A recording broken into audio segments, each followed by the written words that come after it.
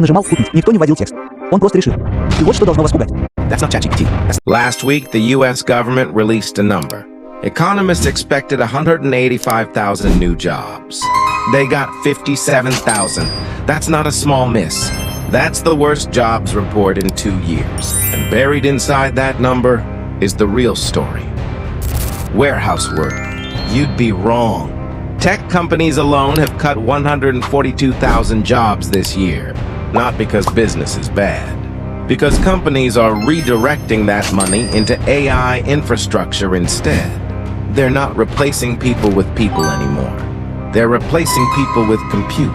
So which jobs go first? Administrative work, content writing, customer support, entry-level coding. Notice the pattern? These are the jobs young people use to get their first foot in the door.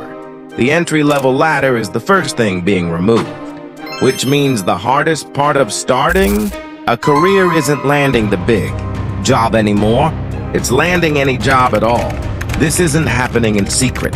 Microsoft just restructured one of its biggest divisions, cutting thousands of roles. Big tech companies across the board are pouring billions into AI infrastructure, while quietly shrinking their human headcount.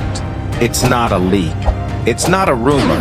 It's a strategy, written in earnings calls, in public. Here's the twist.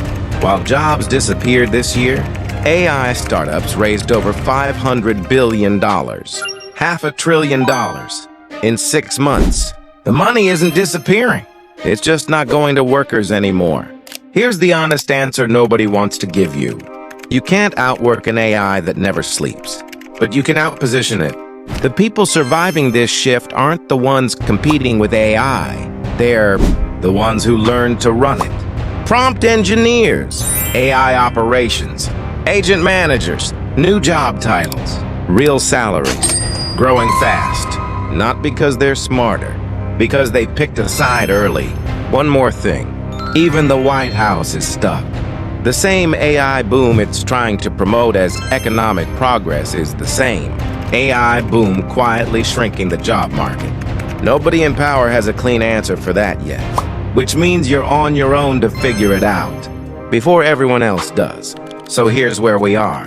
The jobs report didn't lie. The AI agents we told you about last time aren't coming.